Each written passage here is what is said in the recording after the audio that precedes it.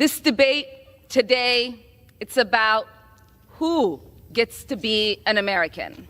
What opinions do we have to be counted as Americans?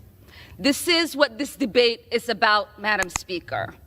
There is this idea that you are a suspect if you are an immigrant, or if you are from certain parts of the world, or a certain skin tone, or a Muslim.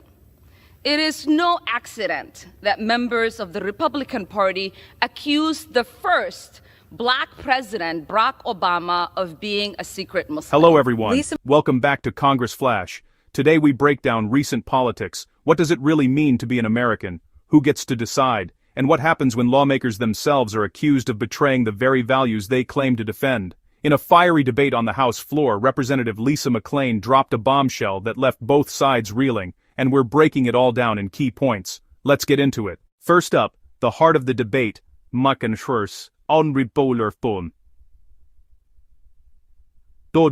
identity. This wasn't just another partisan shouting match. Gentlelady from Michigan is recognized.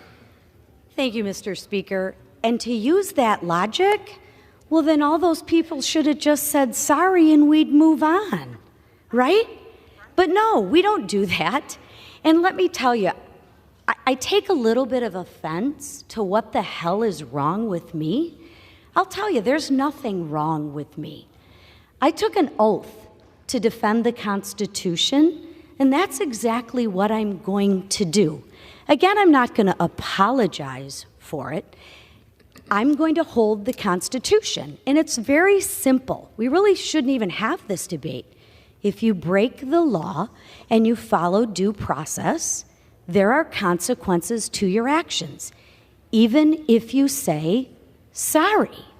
So we can try all of the diversion tactics that we would like. It doesn't change the fact that someone broke the law and that someone should be held accountable.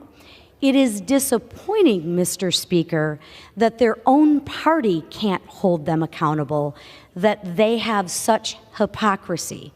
So with that, I yield 2 minutes to my friend from New York, Nicole Malliotakis. Gentlelady is recognized for 2 minutes. Thank you. Talk about what Representative Omar has said, talking about that, because I think it's important to put this in context. In February of 2019, Representative Omar tweeted, and I quote, "It's all about the Benjamins, baby," in reference to American support for Israel. She said that AIPAC was buying U.S. representatives. House Speaker Nancy Pelosi and the entire Democratic leadership actually condemned Representative Omar for these anti-Semitic comments.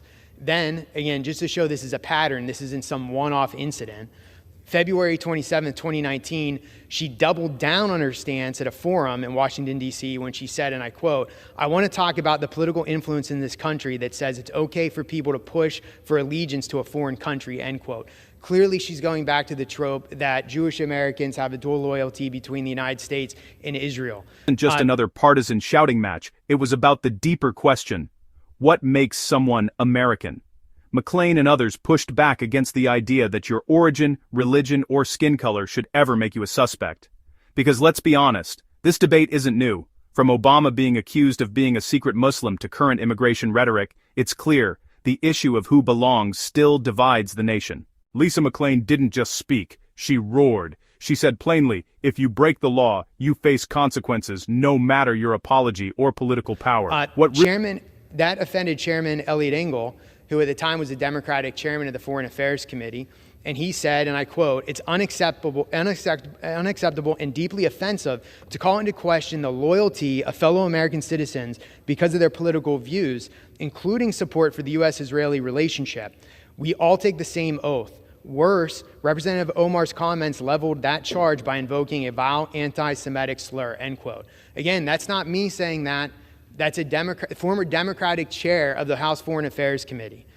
Further, in March 2019, Representative Omar trivialized the terrorist attacks of September 11th that killed just about 3,000 U.S. citizens by describing it as, and I quote, "some people did something." Her words. In 2021, a few months before the death of 13 service members during the botched withdrawal from Afghanistan, Representative Omar compared service members of the United States and the Israeli Defense Forces to terrorist groups like Hamas and the Taliban. She tweeted, and I quote, "We have seen unthinkable atrocities committed by the U.S., Hamas, Israel, Afghanistan, and the Taliban," end quote. To think that a representative here in this body would equate the Israeli Defense Force and the American service members to Hamas and the Taliban speaks volumes. It's unacceptable. That person should not be on the Foreign Affairs Committee. Representative